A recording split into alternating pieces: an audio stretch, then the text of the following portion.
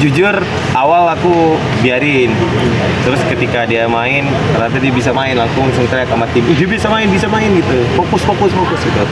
Terus ternyata ya dia dari akademi Chelsea ya di England, jadi ya terus aku berapa kali body charge sama dia kuat, terus sentuhannya, skillnya, paling penting ini sih dia fighter, dia daya juangnya nggak mau kalahnya luar biasa gitu.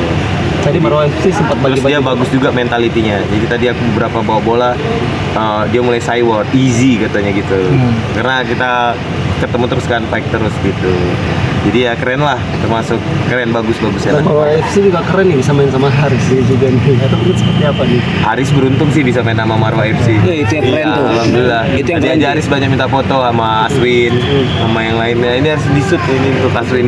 Tadi sempat bagi-bagi berkah juga tuh. Iya. Dia seperti apa? Tadi reaksinya? dibilang, ini paling sama dia dolar nggak berasa, tapi ketika dibilang apa 2 million, oke, come on, fight, wah dia seneng dia, jadi bagus dia. 1 miliar rupiah ya tadi.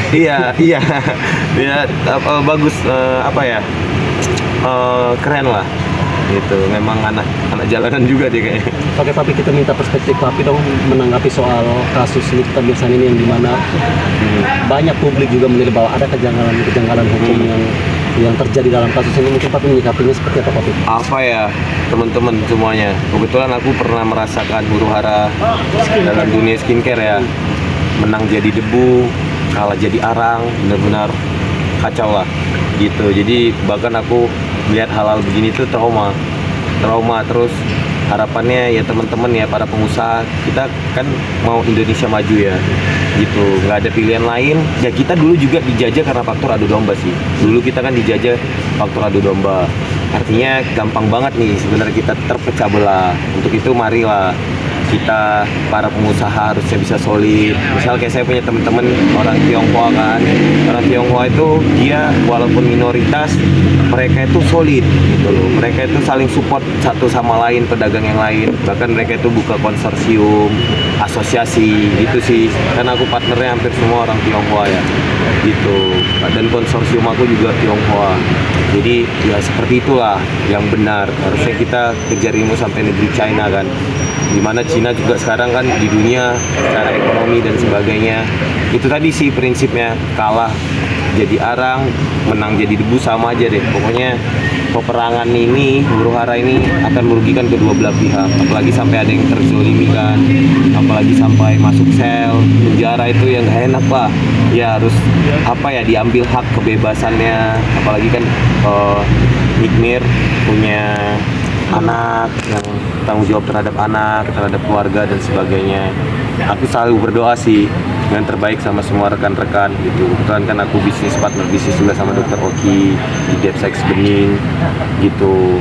Ya itu sih harapannya, jadi sama-sama maju. Karena dengan huru-hara ini malah produk asing kan yang menguasai pasar di Indonesia gitu. Karena pada dasarnya orang Indonesia ini konsumtif, apalagi masalah skincare. Jadi pasarnya terus bergerak, terus tumbuh, tapi kita gontok-gontokan sebagai pengusaha lokal. Karena kalau kita aslinya saling support, saling tidak menjatuhkan kan baik, bisa jadi lebih banyak bantu sesama atau apa jika semuanya sukses kan gitu sih.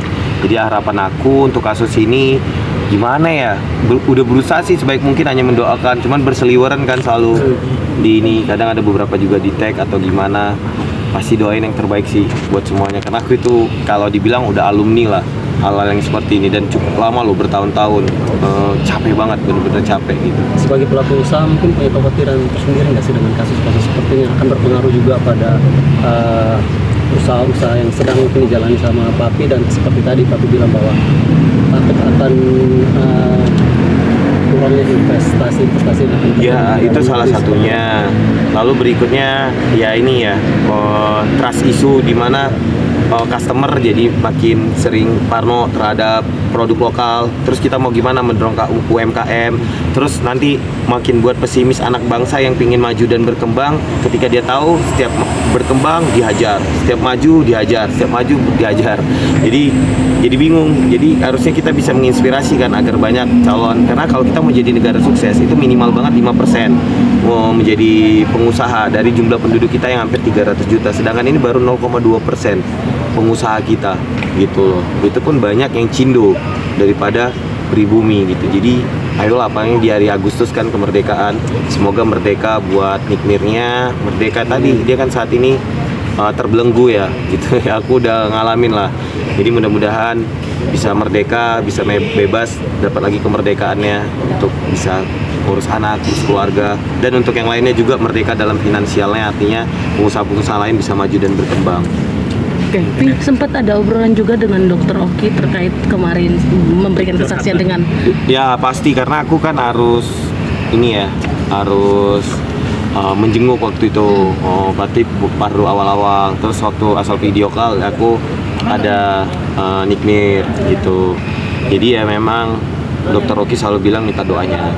Doanya pastilah, kita nggak mungkin doain yang buruk kan buat sahabat kita.